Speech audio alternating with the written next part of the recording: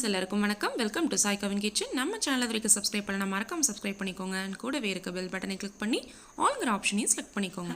Hi friends, இந்த வருஷத்துக்கான முதல் வீடியோவில் நான் உங்களை மீட் பண்ணுறேன். அதுவும் ஒரு சூப்பரான நான்வெஜ் ரெசிபியோடு மீட் பண்ணுறேன். இன்றைக்கி இந்த வீடியோவில் மதுரை ஸ்டைலில் நல்லா காரசாரமான ஒரு மட்டன் கோலா உருண்டை குழம்பு எப்படி செய்யலாங்கிறது தான் தெரிஞ்சுக்க போகிறோம். நிறைய பேர் மட்டன் கோலா உருண்டை குழம்பு செய்கிறதுக்கு தயங்குறதுக்கு காரணம் என்னென்னு பார்த்தீங்க அப்படின்னா, இந்த கோலா உருண்டை சரியான ரேஷியோவில் பொருட்கள் சேர்த்து செய்யாதனால குழம்புல போட்டதுக்கு அப்புறம் பார்த்தீங்க அப்படின்னா மாதிரி பிரிஞ்சு போன மாதிரி ஆகிடும். ஸோ அதனால் நிறைய பேர் ட்ரை பண்ணுறதுக்கே பயப்படுவாங்க. ஆனால் நான் சொல்கிற இந்த ரேஷியோவில் நீங்கள் பொருட்கள் சேர்த்து மட்டன் கோலா உருண்டை குழம்பு செஞ்சு பாருங்கள். உருண்டை ஒன்று கூட உடையாது, ரொம்பவே சூப்பராக பர்ஃபெக்டாக வரும். அதுவும் டேஸ்ட்டும் ரொம்பவே நல்லாயிருக்கும். பிகினர்ஸ் கூட ஈஸியாக இந்த குழம்பு செஞ்சிடலாம். இப்போ வாங்க இன்றைக்கான ரெசிபிக்குள்ளே போகலாம். மதுரை ஸ்டைலில் நல்லா காரசாரமான மட்டன் கோலா உருண்டை குழம்பு செய்கிறதுக்கு நான் இன்றைக்கி கொத்துக்கறி எடுத்து வச்சுருக்கேன். இது அளவு பார்த்திங்க அப்படின்னா கரெக்டாக ஒரு 200 கிராம் அளவு இருக்கும். இந்த மட்டன் கோலா உருண்டை குழம்பு கூடயே நம்ம எலும்பும் கறியுமா கொஞ்சம் கறி சேர்த்து செஞ்சோம் அப்படின்னா டேஸ்ட் ரொம்ப சூப்பராக இருக்கும். அதனால் அது ஒரு 200 கிராம் அளவு நல்ல எலும்பும் கறியுமா குக்கரில் வேக வச்சு எடுத்து வச்சுருக்கேன். இந்த மட்டன் வேக வைக்கும் போது பார்த்திங்க அப்படின்னா கொஞ்சமாக தூள், உப்பு, இஞ்சி பூண்டு விழுது, தக்காளி, கருவேப்பிலை சேர்த்து வேக வச்சு 4 அல்லது 5 விசில் வேக வச்சு எடுத்து வச்சுருக்கேன். கோலா உருண்டை செய்கிறதுக்கு தேவையான பொருட்கள்னு பார்த்திங்கன்னா, இஞ்சி நல்லா ஒரு பெரிய சைஸ் துண்டு தோல் உரித்து எடுத்து வச்சுருக்கேன். கூடவே 10-12 பல் பூண்டு தோல் உரித்தது, 1 டேபிள் ஸ்பூன் சோம்பு, ஒரு துண்டு பட்டை, காரத்துக்கு தேவையான அளவு காஞ்ச மிளகாய் ஆட் பண்ணிக்கலாம். இதில் 4-5 ஆட் பண்ணால் கரெக்டாக இருக்கும். கூடவே பார்த்திங்கன்னா சின்ன வெங்காயம் அண்ட் பெரிய வெங்காயம் ரெண்டுமே சேர்த்து 1 கப் அளவு பொடியை கட் பண்ணி எடுத்து வச்சுருக்கேன். 1 முடி தேங்காய், கூடவே இந்த கோலா உருண்டை சேர்க்கறதுக்கு ஃப்ரெஷ்ஷான கருவேப்பிலை, கொத்தமல்லி பொடிசாக கட் பண்ணது.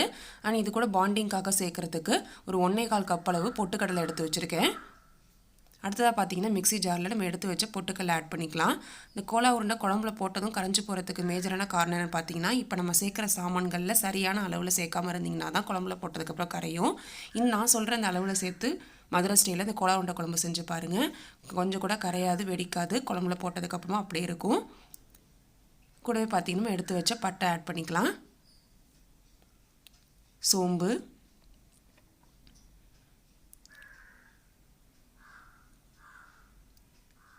இது கூடவே எடுத்து வச்ச இஞ்சி பூண்டு ஆட் பண்ணிக்கலாம்.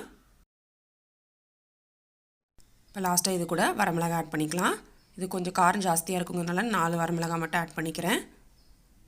அடுத்ததாக பார்த்திங்கன்னா நான் துருவி வச்சுருக்க தேங்காய் ஆட் பண்ணிக்கலாம்.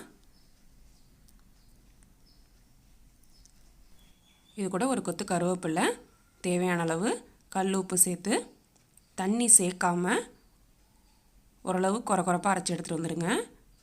பாருங்கள், இந்த அளவுக்கு கொஞ்சம் திப்பியாக இருக்கணும்.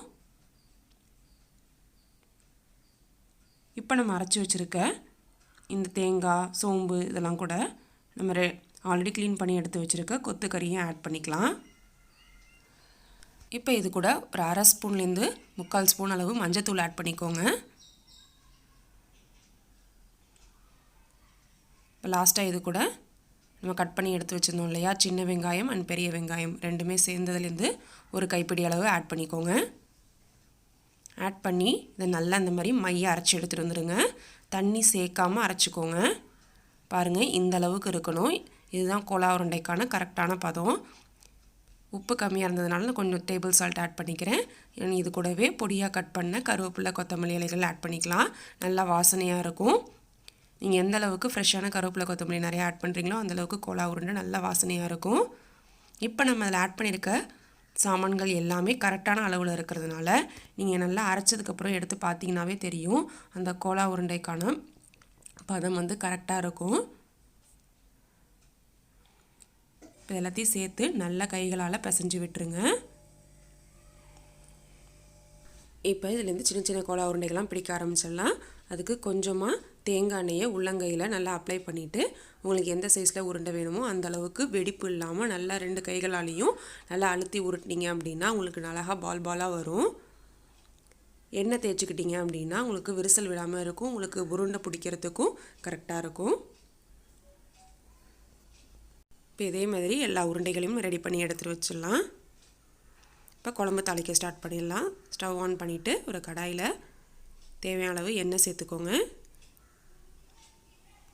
எண்ணெய் நல்லா ஹீட் ஆனதுக்கப்புறமா இது கூட நுணுக்கி வச்ச பட்டை, கிராம்பு, சோம்பு, கல்பாசி இதெல்லாமே ஃப்ரெஷ்ஷாக வந்து நான் நுணுக்கி எடுத்து வச்சுருக்கேன். இதை வந்து ஒரு 2 ஸ்பூன் அளவு சேர்த்துக்கலாம். ஃப்ரெஷ்ஷாக நுணுக்கி ஆட் பண்ணிங்க அப்படின்னா டேஸ்ட் நல்லாயிருக்கும். நல்லா பொரிஞ்சதுக்கப்புறமா இதெல்லாம் எண்ணெய் பண்ணி எடுத்து வச்சுருக்க வெங்காயம் ஆட் பண்ணிக்கலாம். எண்ணெயிலே வந்து நல்லா அதை வந்து வதக்கிக்கோங்க. வெங்காயம் நல்லா வதங்கினதுக்கப்புறமா இது கூட கட் பண்ணி எடுத்து வச்சுருக்க ஒரு தக்காளி ஆட் பண்ணிக்கலாம். கூடவே ஒரு கொத்து கருவேப்பிலை ஆட் பண்ணிக்கோங்க. மட்டன் கொலா உருண்டை குழம்போட ஃப்ரெஷ்ஷான முருங்கைக்காய் சேர்த்து செஞ்சோம் அப்படின்னா டேஸ்ட் ரொம்ப சூப்பராக இருக்கும். அதனால் நான் இன்றைக்கி ஒரு முருங்கைக்காயை கட் பண்ணி சேர்த்துக்கிறேன். அதையுமே வந்து இந்த வெங்காயம் தக்காளி கூட சேர்த்து வந்து வதக்கிக்கோங்க. இப்போ இந்த ஸ்டேஜில் வேக வச்சு எடுத்து வச்சுருக்க மட்டன் துண்டுகளையும் ஆட் பண்ணிக்கலாம். இந்த கொலா உருண்டை குழம்புக்கு நல்லா எலும்பும் கறியுமான மட்டன் ஆட் பண்ணிக்கிட்டீங்க அப்படின்னா டேஸ்ட் ரொம்ப நல்லாயிருக்கும்.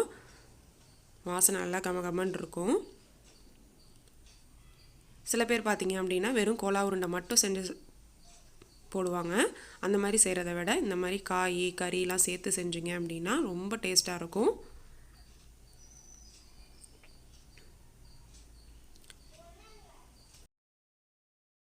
இப்போ இது கூட 1 ஸ்பூன் அளவு மஞ்சத்தூள் ஆட் பண்ணிக்கோங்க. குழம்புக்கு தேவையான அளவு உப்பு சேர்த்துக்கலாம். இப்போ இது கூட 2 டேபிள் ஸ்பூன் அளவு குழம்பு மிளகாய் தூள் ஆட் பண்ணிக்கலாம். குழம்பு மிளகாய் தூள் மல்லி மிளகாய் எல்லாமே இருக்கிறதுனால தனித்தனியாக மசாலா எதுவும் ஆட் பண்ணலை. குழம்பு மிளகாய் தூள் ஆட் பண்ணிவிட்டு இந்த எண்ணெயிலே வந்து நல்லா அதை ரோஸ்ட் பண்ணிக்கோங்க. மீடியமான ஃப்ளேமில் வச்சு வதக்கிக்கோங்க. இப்போ இது கூட குழம்புக்கு தேவையான அளவு தண்ணி ஆட் பண்ணிக்கலாம்.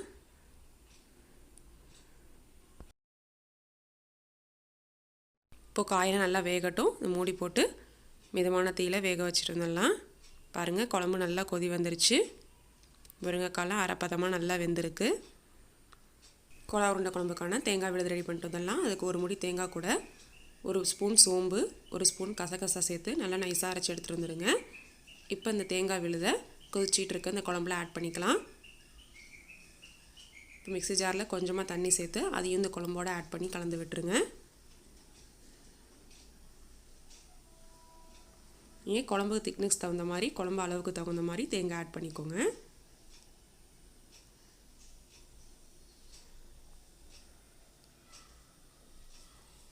இப்போ குழம்பு நல்லா கொதி வந்துருச்சு. குழம்பு நல்லா கொதி வந்ததுக்கப்புறமா நம்ம ரெடி பண்ணி வச்சுருக்க அந்த கோலா உருண்டைகளை இல்லை சேர்த்துக்கலாம். நம்ம எப்படி மீன் குழம்புக்கு நல்லா குழம்பு கொதி வந்து திக்கானதுக்கப்புறமா மீன் சேர்ப்போமோ அதே மாதிரி குழம்பு இந்தளவுக்கு நல்லா கொதி வந்ததுக்கப்புறமா ரெடி பண்ணி வச்சுருக்க உருண்டைகளை சேர்த்திங்கன்னா தான் உங்களுக்கு உடையாமல் வரும். இப்போ கொலா உருண்டைகள்லாம் சேர்த்ததுக்கு அப்புறமா ஒரு தடவை மட்டும் கலந்து விட்டுருங்க. குழம்புல நல்லா கொதி வரட்டும். அடிக்கடி கலந்து விட்டுட்டே இருந்தோம் அப்படின்னா உருண்டை வந்து உடஞ்சிரும். பாருங்கள் குழம்பு நல்லா கொதி வந்து கொலா உருண்டைகள் நல்லா வெந்துருச்சு. இப்போ லாஸ்ட்டாக வந்து இது கூட ஃப்ரெஷ்ஷான கொத்தமல்லி கருவேப்பிலை இலைகள் சேர்த்துட்டு குழம்பு ஆஃப் பண்ணி இறக்கிடலாம்.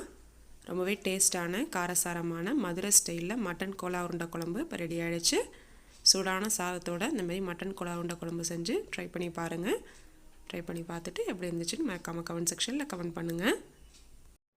இந்த ரெசிபி கண்டிப்பாக உங்களுக்கு பிடிச்சிருக்குன்னு நம்புறேன். பிடிச்சதை லைக் பண்ணுங்கள், ஷேர் பண்ணுங்கள். நம்ம சேனல் வரைக்கும் சப்ஸ்கிரைப் பண்ணலாம். சப்ஸ்கிரைப் பண்ணி கூடவே இருக்க பெல் பட்டனையும் கிளிக் பண்ணிக்கோங்க. மறக்காமல் ஆல்ங்கிற ஆப்ஷனையும் செலக்ட் பண்ணிக்கோங்க. அப்போ தான் நான் போடுற அனைத்து வீடியோக்களோட நோட்டிஃபிகேஷன் மிஸ் பண்ணாமல் உங்கள் இன்பாக்ஸை தேடி வரும். நம்ம சேனலில் நான் இது வரைக்கும் நிறைய நான்வெஜ் ரெசிபீஸ் அப்லோட் பண்ணியிருக்கேன். அந்த ரெசிபீஸ்க்கான லிங்க் வந்து நான் கீழே டிஸ்கிரிப்ஷன் பாக்ஸில் தர வேணுங்கிறவங்க செக் பண்ணிக்கோங்க. வேறு ஒரு இன்ட்ரெஸ்டிங்கான வீடியோ உங்களை மீட் பண்ணுறேன். அன்டில் தென் டேக் கேர், பாய்.